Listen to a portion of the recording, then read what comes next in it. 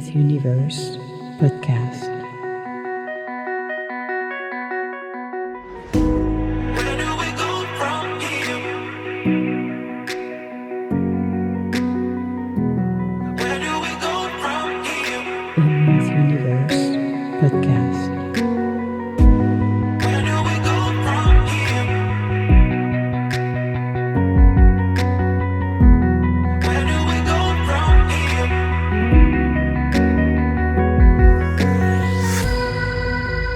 Emma's Universe podcast.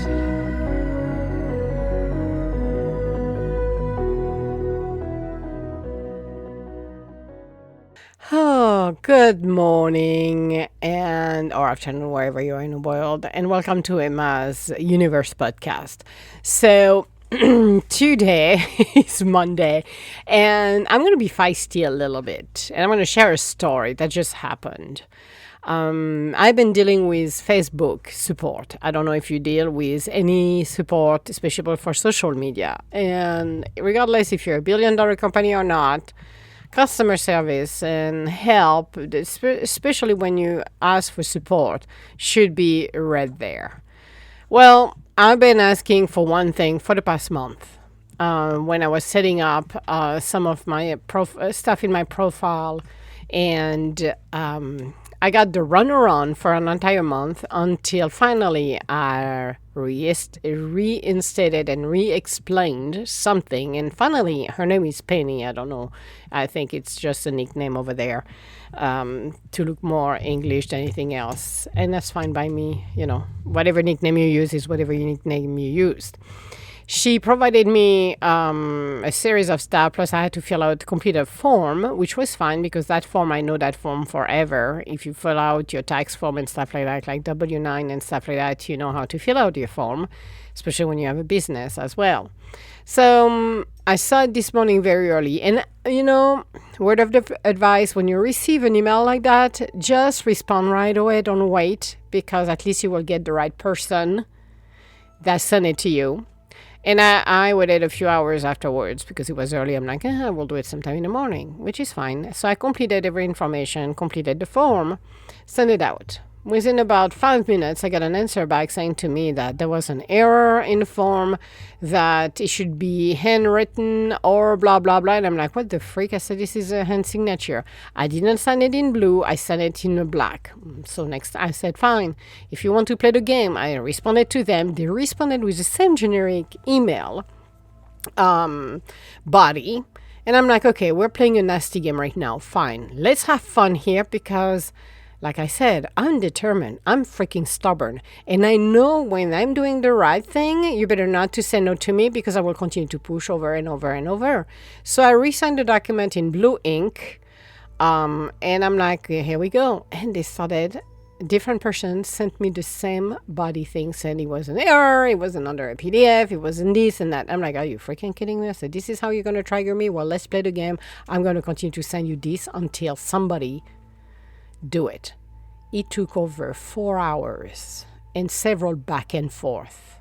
When finally I got somebody who completed what needed to be completed and I was able to wrap up everything, I was so on fire. So I sent back a response to this individual and I just stated how appalled I am for the entire situation. Plus I looked at in the chat for the support and they ask you, how satisfied are you? Oh, trust me, I just went the tail on this one too.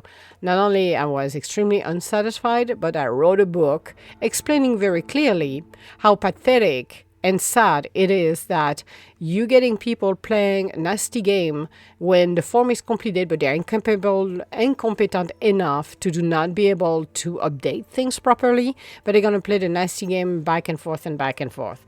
So I just went for a walk with the pups and I'm like, that's unbelievable. That reminds me the story that I had when I'm talking about, that was a week or two ago, talking about the IT when you outsource and you go to a tier 1, 2, and a third one and you waste hours of your time. This is exactly what happened.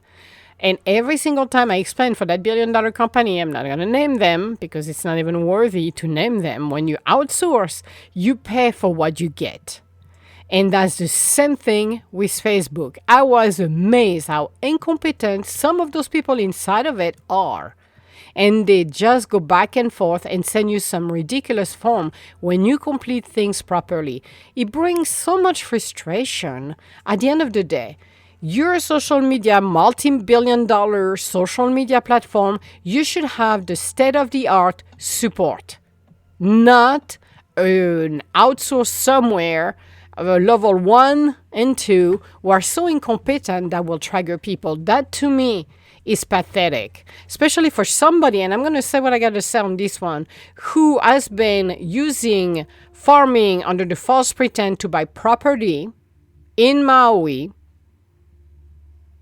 that is not even helping the community. So I'm not very happy about the situation. But you know what, guys? As a consulting person, if you don't even have a proper customer service to help others, you're going to lose the customers, and this is doom and ridiculous. So if you want to support people and you have a business or you start a business, keep in mind, IT is essential. Outsourcing everything is nice unless you know what they're doing. Because in my case, spending over 4 hours, it was way 4 hours than I spent back and forth, and I was sending it back. I sent back the same form and I went after them. And I knew exactly nothing was wrong. And there was nothing wrong with it. It could have been done in 10 minutes. It took over 4 hours to do this. To find one competent person to do it. So customer service online or even in stores are essential. But you have to have competent people. Now, I'm going to say this because the old adagio, the customer is right. No, it's not right. I course correct people because I'm not a carpet. And I have done it when I was in retail. I had people call me, hey, you. And I'm like, it better not to be me. You call me like that. And the guys are like, I said exactly. It's ma'am or miss, but it is not hey or you. I'm not a and I'm not a you. All right? You have to be polite. You talk to me the way you talk to me, I'm going to respond exactly the same way. And I've done it when I was in corporate as well. And people went and complained, and I'm like, well, you can complain as much as you want, but I'm only responding the way you're talking to me. So if you talk to me in a polite and respectful way, I will do the same, but I am not going to complain for that. Or I did even better when I was in retail. I went with a big smile. Do you need anything else? Are you sure about that? And I really take them for a bunch of idiots. And they got all pissed off and complaining. And I'm like, well, I was smiling at a person. I was polite. What's the problem? No problem. I just took you for a freaking moron. But it's like, I'm sorry, it's bad, but it is not bad in a sense of enough is enough. Be mindful and be respectful of others. If you want to be treated with respect, politely, with kindness, then you need to do the work as well. It doesn't work one way. It works both ways. Remember that the way you project yourself is what's coming back to you. And a lot of people are forgetting that. So for me, when I saw what happened with the customer service this morning, I thought this is pretty much freaking pathetic. But I was on the roll. I said, I'm not going to give up. A lot of people after the second or third attempt would have given up. I did not. I responded every single time. The same thing, same way, send the same document. But I found it pathetic that you would have big companies or smaller ones playing games like that and wasting time with people. We don't have time to waste with incompetency. So maybe we should have Elon Musk going and take over Facebook. That would be nice because that would resolve a lot of issues as well. You know, it's ridiculous. So you have to think about it. You have to think about how you present yourself. But again, do not step on my toes because I will respond back to you. And I don't care if you have a meltdown.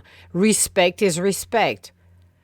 It's something that people should consider.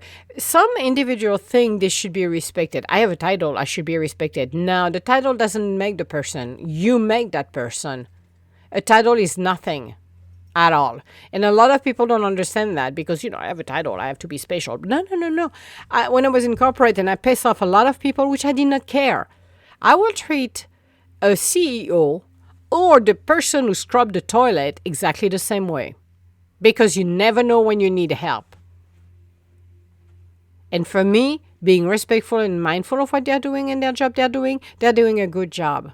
And if they have a problem with that, then you walk away. But I treat people exactly the same way. And I don't care who you are. That's the difference. When we see that you treat people very well, no matter what, you bring the respect and the kindness. And that's something, it's becoming a rare commodity because, again, I had somebody who gave me a little speech a few months ago and I was laughing in my head. Well, look, a customer is always right, even if they are wrong. And I'm like, well, good for them, but I'm going to call them on their own shit as well, too. And I'm going to do it in a polite way, or I'm going to do it the worst way ever, which I don't generally. I do it the smart way because sometimes you just have to stand still and the shit's going to hit the fan. And that happens most of the time. I have seen people working in chaos, turning everybody else's around, doing things that doesn't make any sense, and instead of getting pissed off because of time you can get triggered, you just let it happen and say, well, let's see how the chips are going to fall on the ground. Just let's see.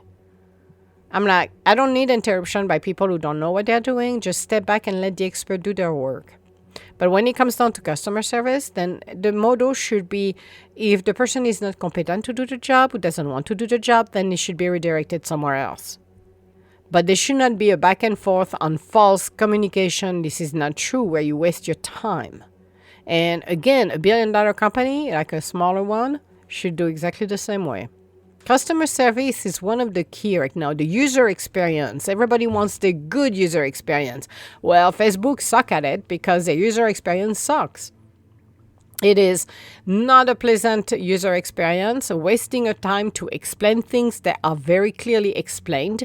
But the problem is you don't have the right people who can do the job.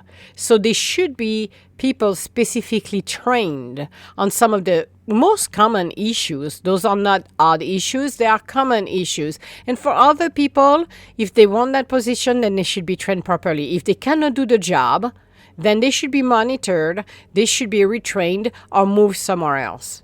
And I know when you outsource, a lot of people, and the quality has changed in the past 20 years very quickly. I remember when Target, I was at Target, and they lied for years. They had a campus in India. They lied for years until they got exposed that they had a campus where they had all of their programmers in there, because every time there were a nightmare happening, is like those guys would code stuff and they will launch it. So imagine those guys are working at night. They launch the thing. The next time you go to the store, this is a nightmare. Then either incorporate or not. And it was always fires after fires after fires because they will launch things that will even paralyze the store at night. Remember that stores are more alive at night because this is where you stock and you restock stuff. So imagine for a minute when you try to, and that happened quite often at night, when they were launching a new application, the system will go off. It will totally go offline, at least for 4 hours. So you were blocked in a back room to even backstack what's coming from the truck. Because when you unstack from, Walmart has a better system and a smarter system, because for them, that goes directly to the floor. Every pallet goes to the floor and people sort them out and there is little backstack. Target, you were unloading, you had two lines. One was the backstack line where you got about 2 people for about 20 pallets. And you got what was going on the floor where you got about 7 or 8 people that were stocking those pallets. They were going to the floor. Now, when those pallets goes to the floor, you get the team working on it. At night, the people from the back room will grab those pallets. So you got your pulls to do, where you were pulling items on the top of it, get them to the floor, then you bring back your backstack from the truck, then you bring back the backstack from the floor. It was very interesting when those backstack, actually in the middle of the night, you got a software glitch. Then you basically, at the beginning, we were like, holy crap, what do we do? And we found actually a way around, which was we took our boxes, put them on a shelf, not fully in the shelf, so they were still hanging out there so you could see them out. And we were placing everything in there. Then we were forced for a few hours to go on the floor, stock stuff, and go back in the back room when finally the system was up and running. And we were placing actually scanning those boxes to the queue where they were located. So we did find a way to get ready. Otherwise, we had to wait it, which was very frustrating. Then you get your back stack from the floor coming up, which is even worse in some cases. So it was a way to work around. But it was very interesting to see that when they were updating the system, they always screwed it up. It never worked right. Every time they had a patch, it was a nightmare unfolding. So every time there was an update, we knew when there were an update because every single time the system would crash. It was ridiculous. So you have to think about when you outsource, what kind of outsource, because you're paying for what you outsource. You need to understand that. A lot of people in the accounting world and the CFO are all happy-skippy. We're saving $20 million on IT, or we're saving $20 million on customer service. Yeah, but what is the level of work? Because in India, again, when at the beginning, and I go back in India in the mid-90s, all of the engineers were over there, and they were all working in IT. Guess what happened? They started to come here in the US. So that's mean what's left over there is not the premium people they were there 20 years ago, 30 years ago at all. The quality has plummeted down. Seriously. They are not all engineers at all because the engineers are here in the US. So you have to understand the quality of what you're getting. You pay for what you get. And that is so freaking true. So think about the people you're paying for and what they bring to the table. And again, with the experience, that reminded me that huge company where I had to call IT and explain over and over and over for 4 hours the situation until one day I said, I want to talk to my IT on site. I want to talk to my IT on site. And I said that for 20 minutes straight.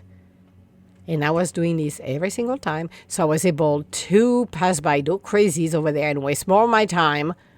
And I had somebody on site. So think about strategically how it works, because you're talking about the user experience. But we're not only talking external, we're talking internal as well. And a lot of people don't understand that. So look at the user experience, because everybody wants a great user experience. Yes, you do want a great user experience. But when you got people who purposely send you back false things to make you resend it over and over and over for 4 hours, and you're like, are you freaking kidding me, people? Did I enter the Twilight Zone? Yeah, that's a problem. So Facebook, suck at it. I can officially say it's not an assumption. It's witnessing it firsthand. And I kept all of the emails as proof, actually, on how long it took today to get things done. It's pathetic when you're a billion-dollar company who, on the top of it, charge the creators a fee for everything they're doing as well. Because people don't understand that all of those social media are taking a cut on the content creators as well. So you think about, how do I deal with customer service and how do I deal with improving the user experience, external and internal? When you're capable to do this, then you run a better company. So that was my podcast for today. I know I'm feisty, isn't it? And that got me going. But it's not a rant. It's just explaining how pathetic it becomes when you need the support and people are playing games. It is not a game. But okay, again, karma is always there to bite those individuals in a rear end no matter what. So, but still, have a beautiful day and we'll talk to you later. Bye now.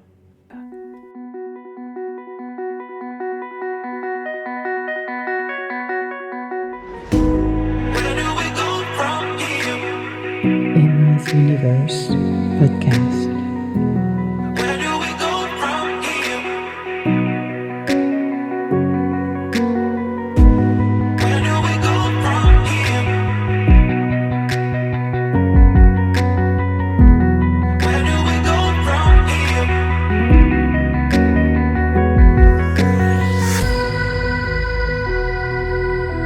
Emma's Universe Podcast.